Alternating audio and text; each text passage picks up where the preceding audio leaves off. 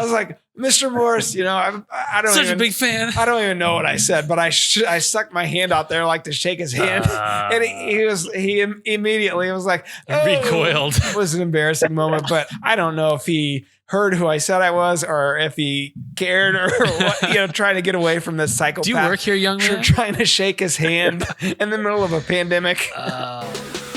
This segment of DoD TV is brought to you by Ram Trucks. Guts, Glory, Ram.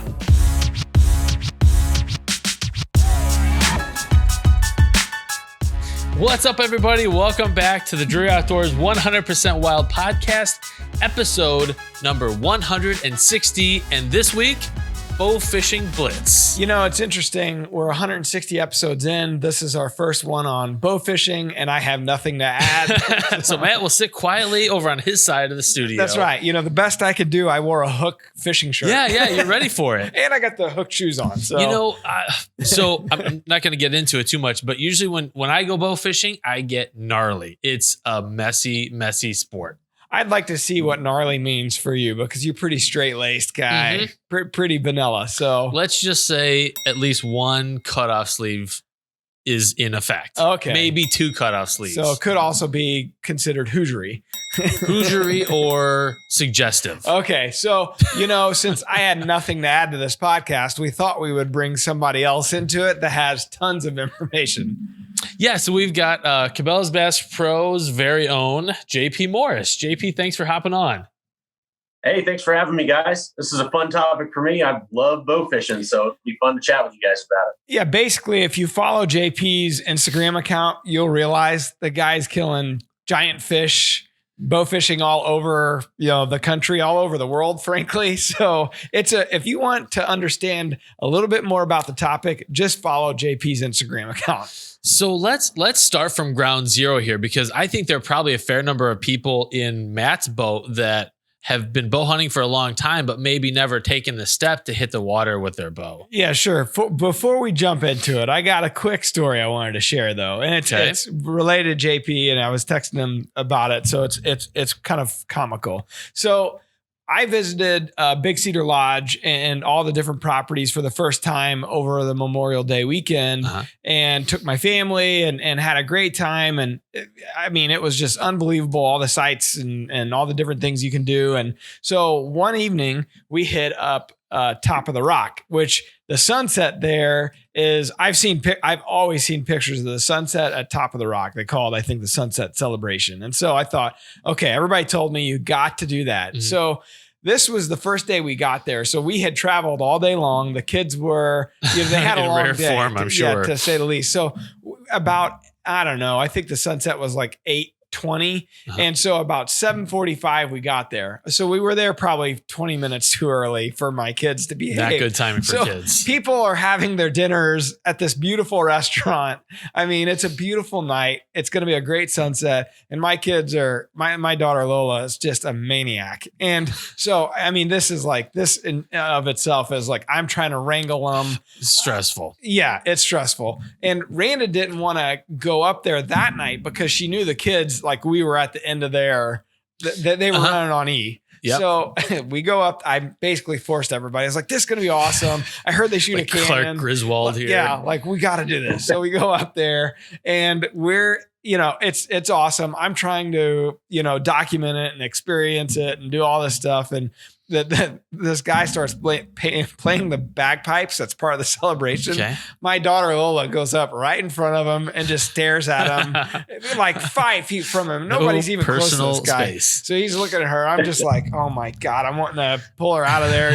So this is all leading up to the best part of the story. So we witnessed the sunset celebration, the bagpipes. It was awesome. They blow this cannon, which was freaking cool all by itself. It was really awesome. The whole experience.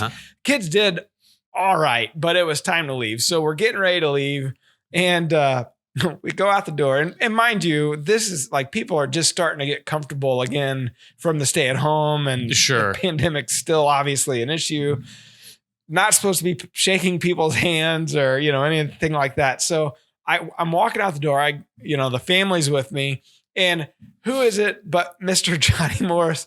He opens the door for me. He and his wife are coming in to the restaurant and I'm leaving. He opens the door. I've met a ton of people over, the 38 years I've lived in this world or 39. I forgot how old I was.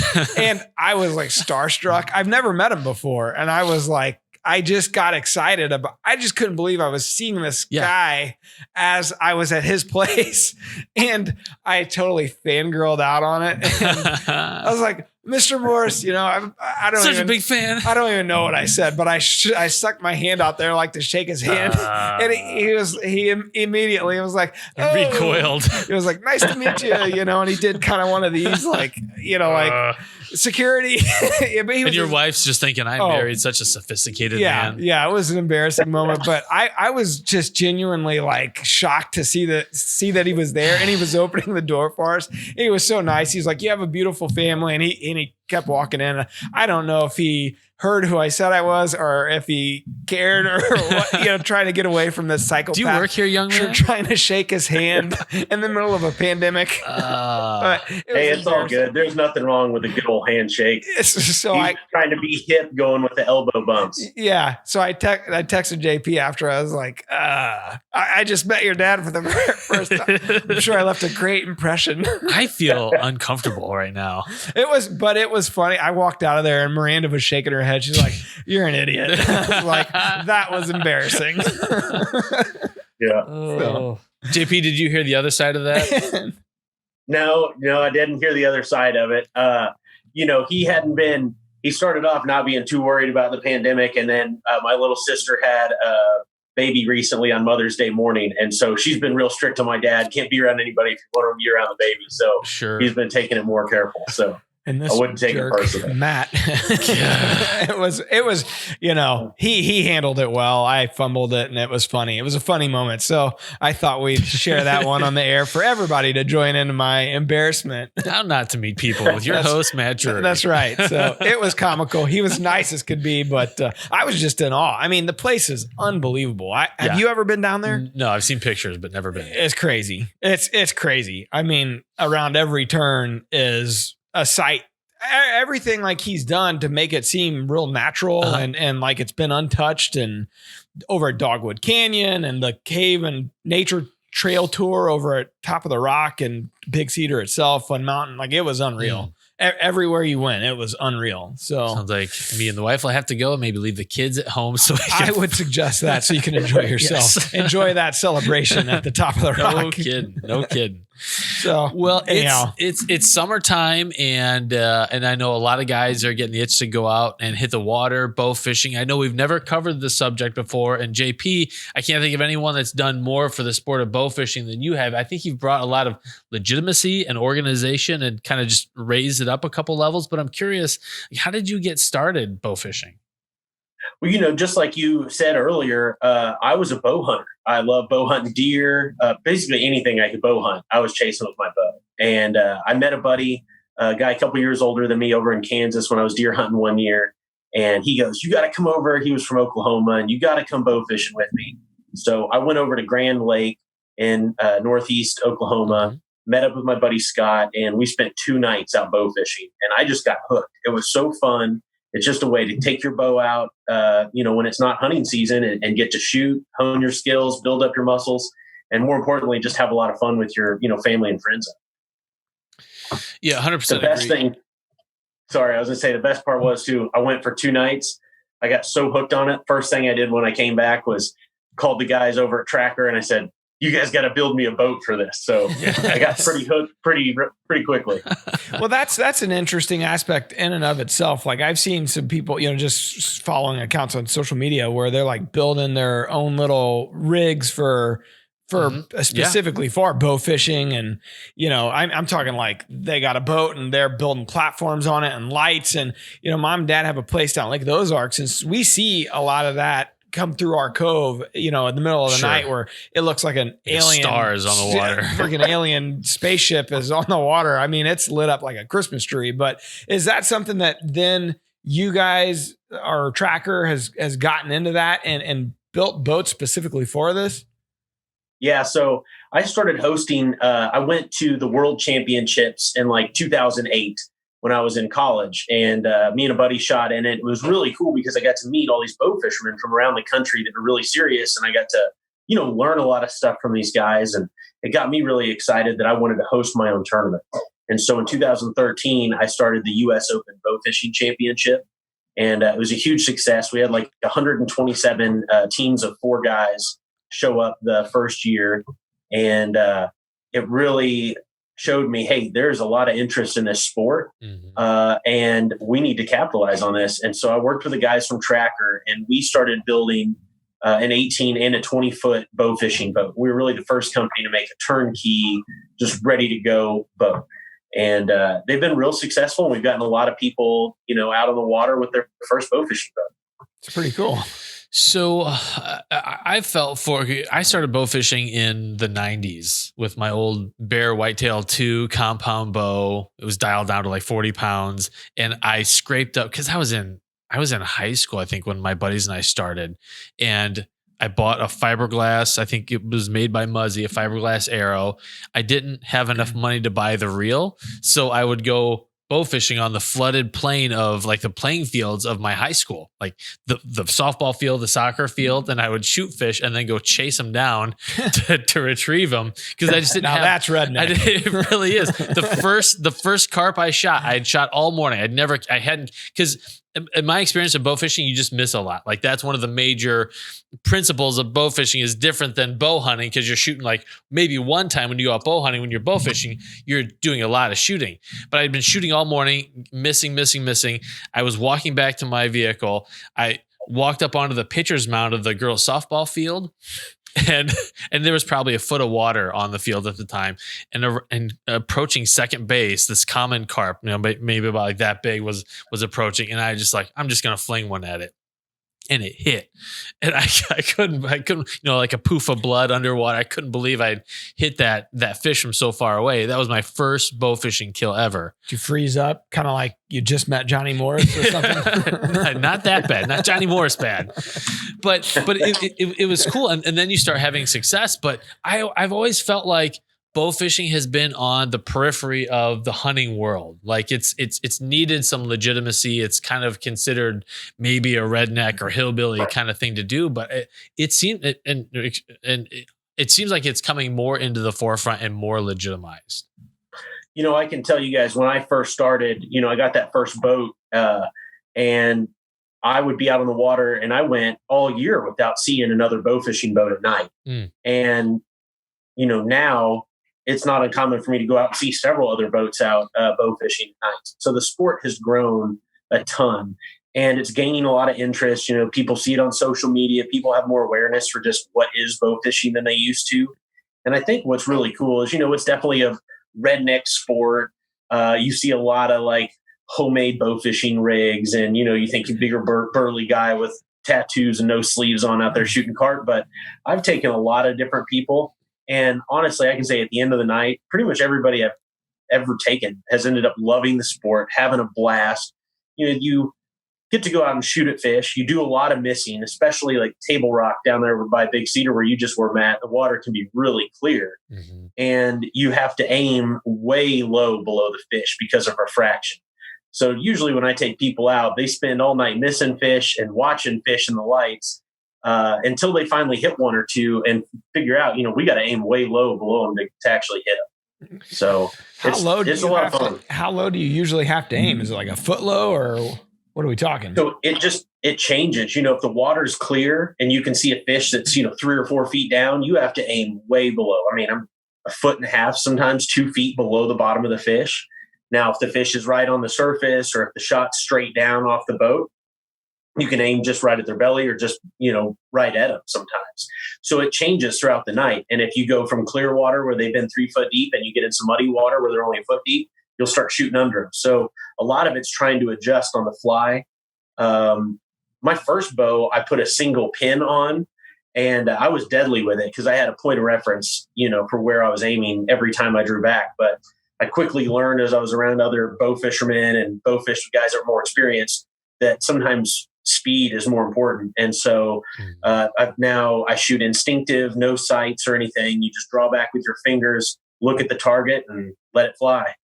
And it's incredible how good you can become. I've got a buddy that he'll hit a tiny gar at almost 15 yards, which is a really long shot in bow fishing, but he can't hit a deer. He freezes up and just flings an arrow over a deer's back. It's a totally different world.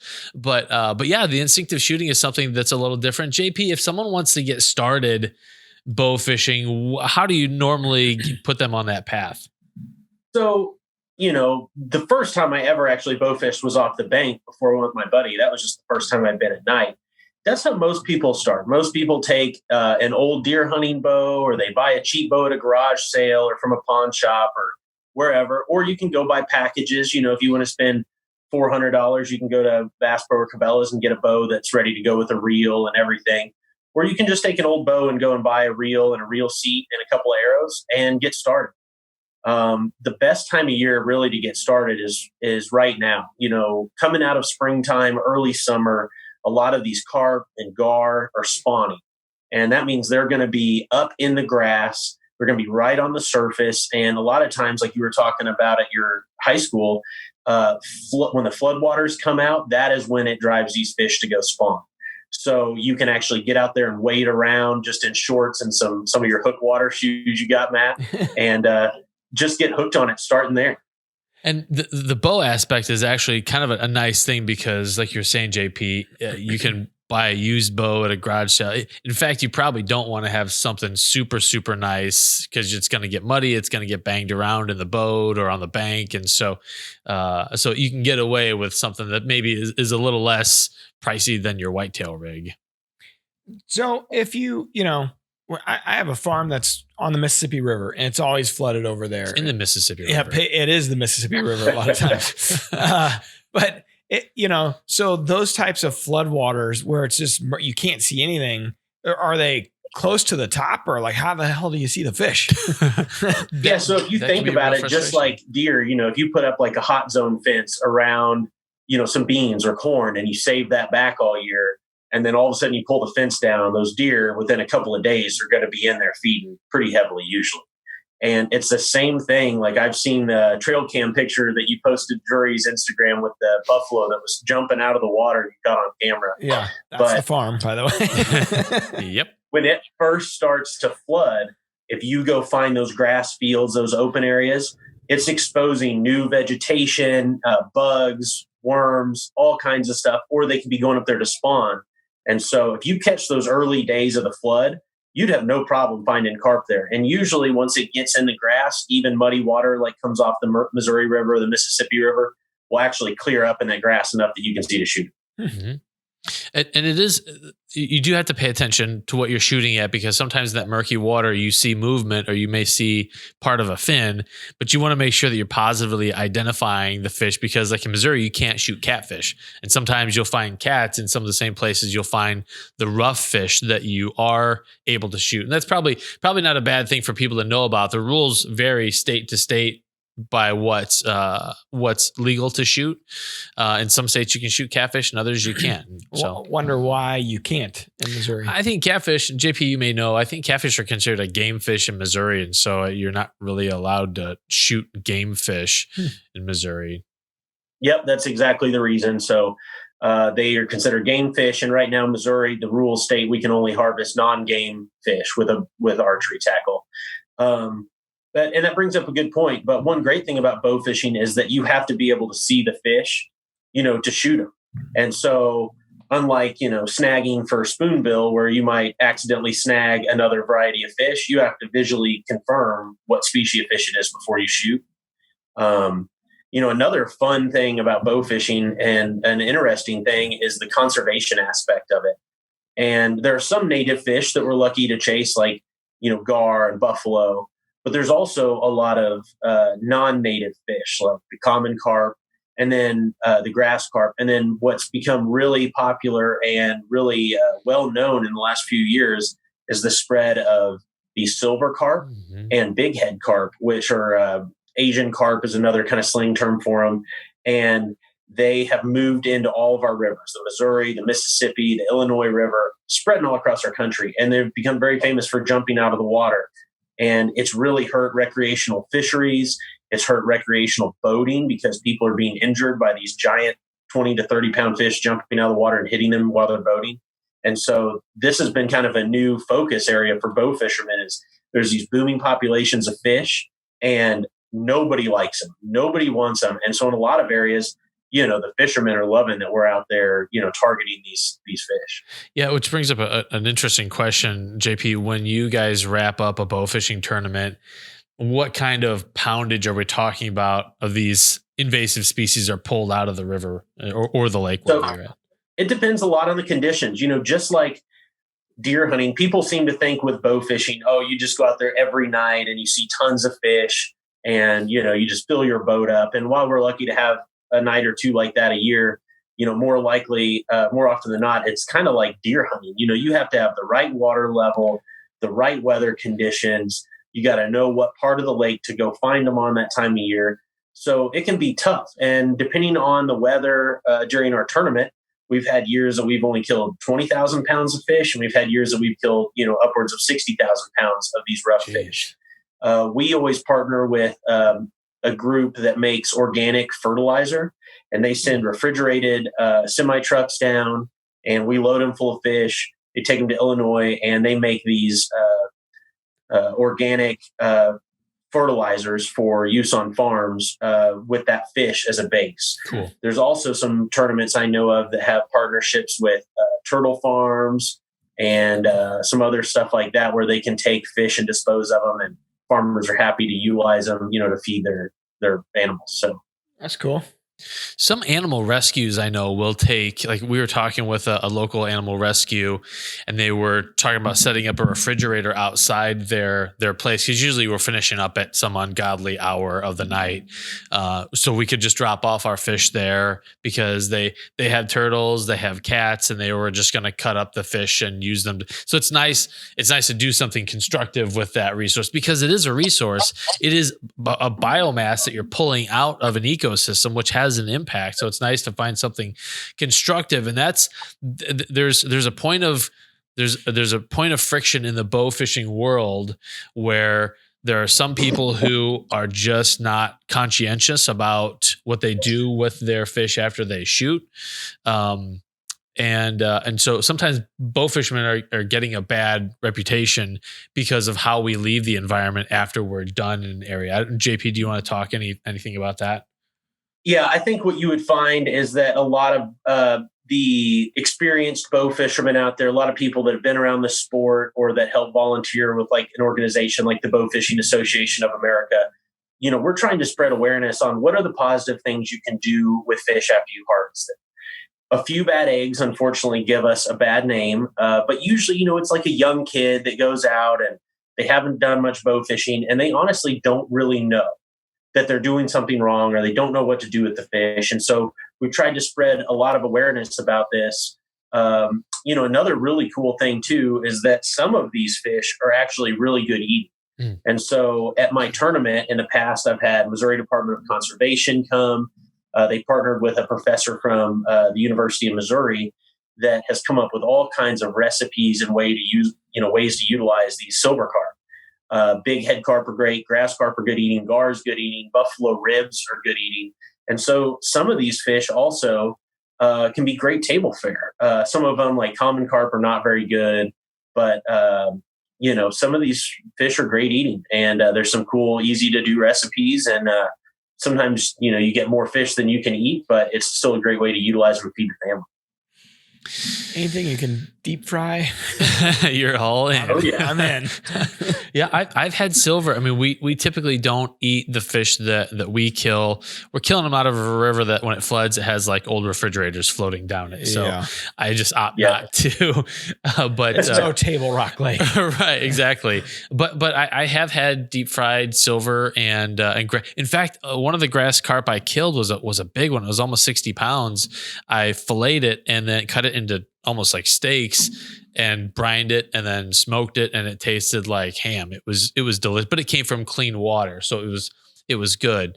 And kind of back to the earlier point though, if you are bow fishing, be responsible with your harvest, because we get a bad reputation by people who just leave dead fish on the bank or dump a bucket full of fish in the river. Then you got a slick of dead fish floating down. It's not a lot of people, but it's enough to where every now and again at the boat ramp, I'll have like the boat ramp person say, make sure you don't leave your fish here. So you know that it's happened to them before, and it's wasteful. It doesn't bode well for us as outdoorsmen that we would waste a resource like that. So do be responsible with your dead fish. Good point. Yeah, definitely. Having a plan before you even ever go to the water on what you're going to do with your fish is always a good plan. And I've also had a lot of fishermen too, fishing, on the Missouri River. Catfishing is really popular. Some of our other lakes around the state. And so I've actually given quite a few away to other fishermen as well that wanted to make cut bait out of them, to go catfishing. Heck yeah. Well, let's talk about different species and maybe some of your favorite tactics, the kind of heads that you choose to use for your arrows, and some of those specifics. Okay, great. Well, like I said, if you think about the year, kind of like calendar year, I usually don't get started until, if we catch a really warm day, sometimes in February, I'll start to get excited. Hey, all the hunting seasons are past, duck season's past. I'm ready to do something outside. And early in the year, you'll start to see, the fish are just starting to move up. So if you catch a few warm days in a row, these fish have been down deep, hunkered down all winter. You start getting those first few days of warm weather, and you'll see the fish start to move up, particularly at night, because I think as it begins to cool off after dark, these fish are going up shallow where the sun's been shining all day on mud flats or on rocks, and they're hanging out there trying to stay warm.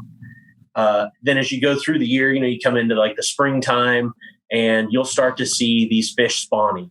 This is like the rut for bow fishermen. And you want to look for rising water temperature. Usually it has to be in the mid 60s for carp and buffalo to go spawn. And the big kicker is rising water. So if you get the temperature in the mid 60s and then you see the water level start to rise, a foot or a couple of feet in the area where you're going, be ready, because that is a recipe for them to start spawning. Then, the early spring is great during the daytime to go bow fishing, because the fish are up shallow, they're feeding up there. As you get more into the summertime, and it gets really hot, the fish are only going to be up at night because the water, gets to be like bath water. It'll be 85, 90 degrees sometimes in some of these reservoirs, and the fish are hunkered down deep all day long. And at night they'll come up to feed. And so, throughout the year, you just have to kind of change your tactics. And I'd say the number one key to success if you're bow fishing is covering water.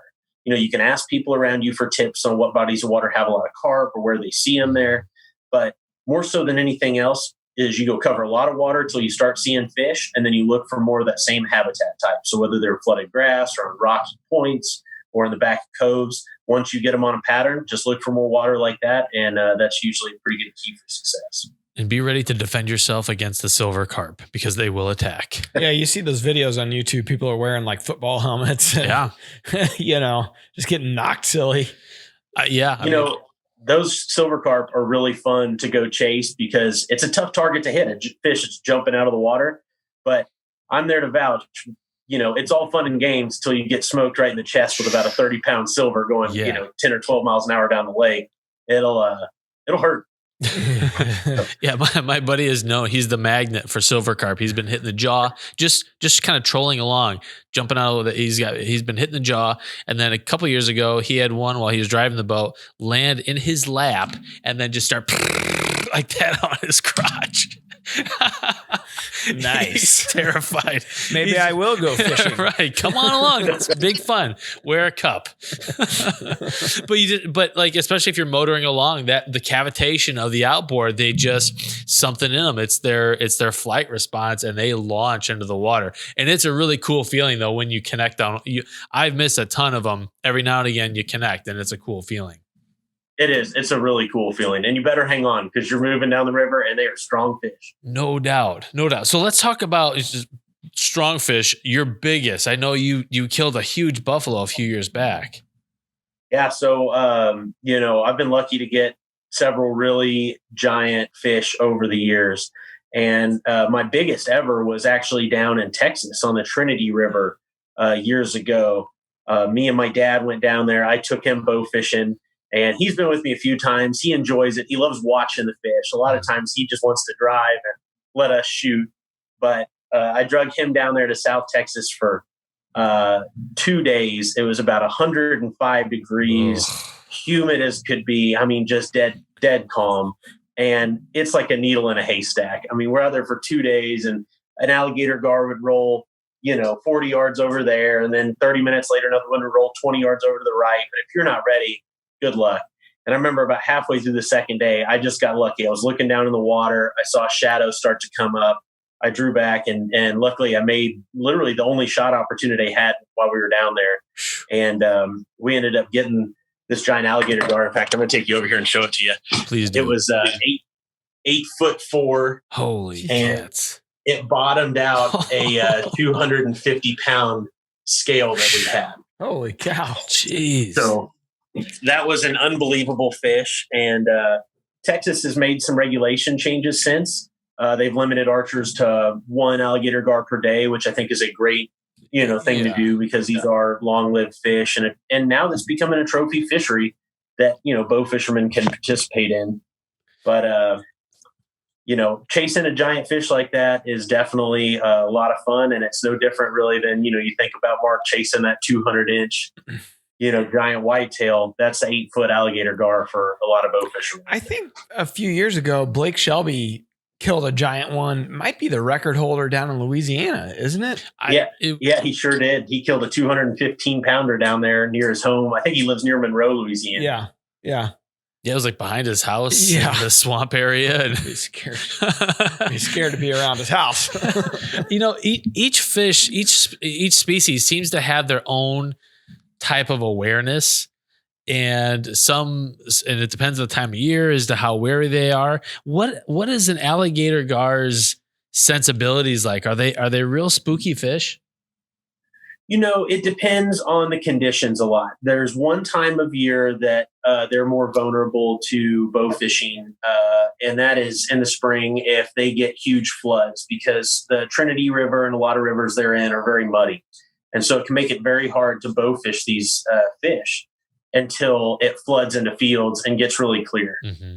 And so, if you catch it during the right time of year, you can have an opportunity to see a lot of different gar. And if they're spawning, they're focused on other things, but still that's why we have a limit, on that species. Yeah. And for the majority of the year, it's a really tough thing to do, especially for a trophy fish like that. There's a lot of, 4 and 5 foot gar, 50 to 75, 80 pound fish, which is a giant fish. And there's a lot of them. Oh yeah. But it definitely takes a while to get those fish to that next class up to that 7 or 8 foot. And what kind of head are you using? So it changes a lot by species of fish. I shoot primarily, muzzy arrows, and they have a couple of different tips.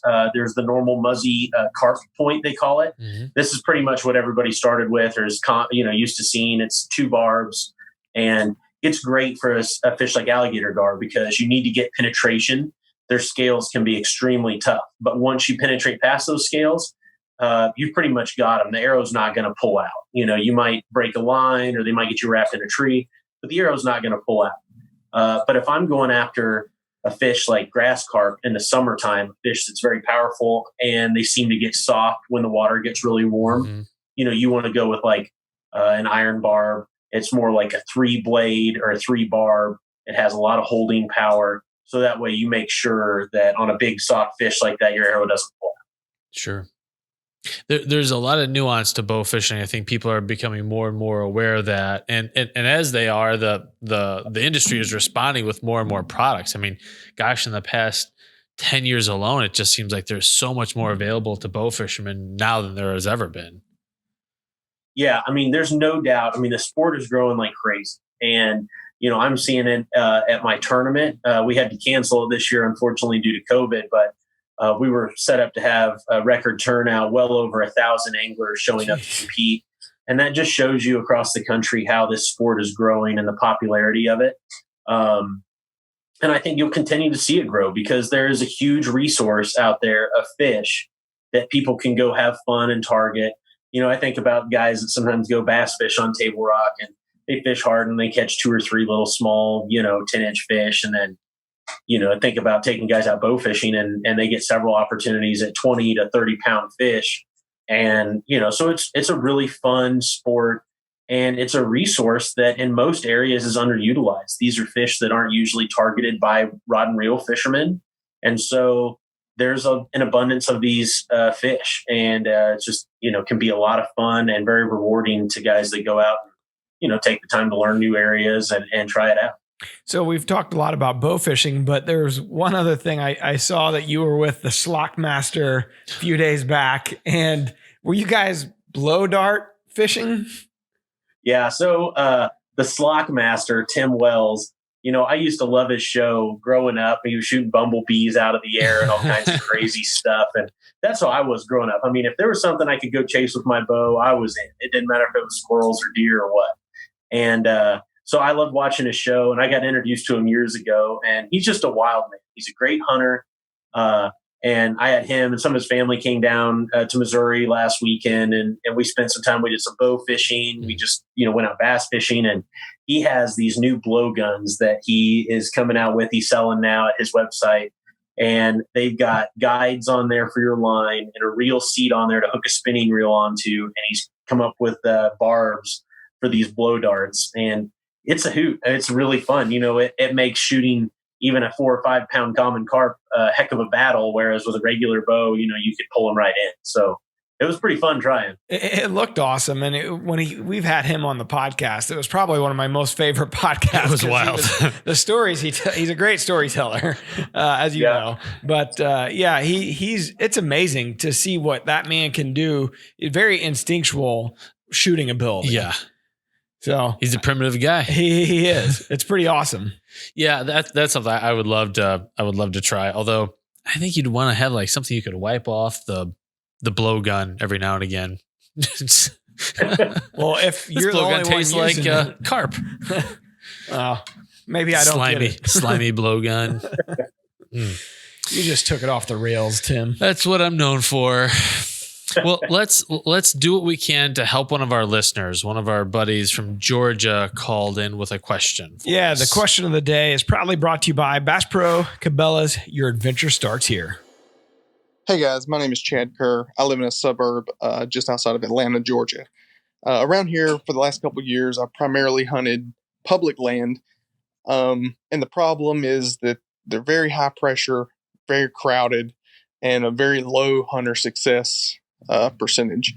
So next season, I was looking to expand into some private property. So my question is, what are the best ways to seek permission to hunt private property? What kind of things are the landowners looking for? What can I say that would really appeal to them to increase my chance of success on getting this opportunity? Is it best to go to the doors, knock on doors, introduce myself, and talk to the owners? Or should I send a letter? And is there a template available that I can start with? Yeah, thanks, Chad. Yeah, it's a great question, and I'll be curious to hear what JP has to say about it. I first of all, if he's in Georgia and that's where those two guys we had the them on, Seek One guys. Yeah, the Seek One guys. Like, good luck, because those guys seem to have locking down a lot of suburban they property. They got it locked down. They're killing giants. I was going to go there if you guys didn't, for sure. Those guys are awesome, and that goes to show you if you're looking for good places to hunt. Sometimes people want to get as far out into the wilderness or out in the woods as they can. And it goes to show you there's some huge deer in some of those urban areas in Georgia. Yeah. So what approach would you take, say as a landowner, if someone were to contact you, what would you look for in someone contacting you to say, all right, I trust this person to come hunt on my land? I think something my dad's real big on, he brought up a letter, and a handwritten note is something that is, more meaningful than just a quick email or something. But it definitely takes time to earn somebody's trust. If you can do some projects to help them around their land, to just show them that you care and that you're willing to put more into the land than you're going to take off, that never hurts. But it's become tough today with, a lot of leases out there. Some landowners are concerned about lawsuits or potential repercussions if someone were to get hurt on their property. And so I would just say, use Onyx maps, use any other resources you can from around the area to reach out to landowners and contact them, and just try to show them that you're going to be respectful of them, their land, and would love the opportunity to hunt. Another great way potentially to gain access or to get your foot in the door is also taking kids hunting. I feel like a lot of times as a landowner, you're more likely to allow a young person to come enjoy the resource sometimes. And, it can be a great way for you to show that you'll be a good steward of the land if they do give you permission. That's a great point. We had an article did you write that or did Cody Thurston? Did. Yeah, Cody Thurston inside DeerCast, called Gaining Access with OnX. And he had a really interesting approach. He's in the Kansas City area and he sent out like 100 letters or something crazy, like a massive canvassed. Yeah. And so he identified the properties with OnX ahead of time and he got the information. And then he mailed all these letters out, and he kind of this guy asked for a template, or if there was a template. He's got a template that he put up in this article. We'll link it up in the notes. And we'll have it in the show notes so you can go right to it. But it was interesting. He ended up getting, you get a lot of no's. Like he got a ton of no's, but to your point, it was an icebreaker. It's kind of like, I always heard, like, hey, if you want to, date a pretty girl, you gotta be willing to hear the word, get a lot of doors shut. Get out of my face, you creep. Yeah, a lot of those. Yeah. So it's kind of the same principle. Like you cast enough lines, you're going to catch a fish. And so that was his approach. And he really ended up with some great success and friendships out of it and got several really nice pieces of property right there in the Kansas City, really in the city.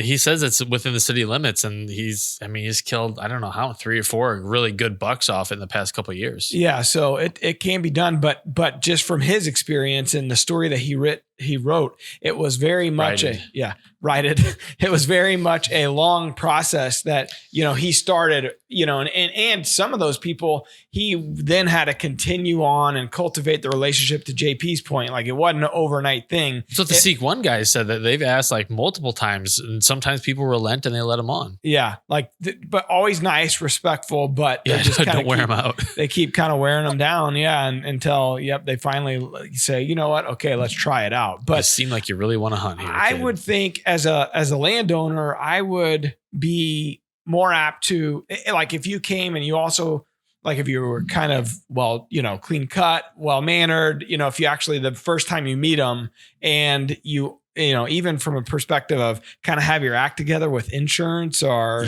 maybe there's some sort of contract that's pretty simple, but yet states what you need. Like, those are the things that I would be interested in. Mm-hmm. Like, all right, how am I going to be liable for you if you're using a weapon on my property? Big question. So no doubt. What about you? Well, the reason I chose this question at this point in the year is because I think this is the best time to be going out and having those conversations with people. I think there's just something to be said for someone who's proactive, like, hey, I'm not looking to hunt here tomorrow. I'm talking about September, October, but that just kind of shows you're thoughtful and thinking ahead and planful in those ways. You guys have all mentioned great things. The other thing I have found is that most of my properties have come from friends at church. Just, being in a community where people have a certain level of trust and knowledge about each other. Relationships. Yeah. Relationships. And they know kind of who I am. And they know that there's a trust level there that they're not opening themselves up to liability.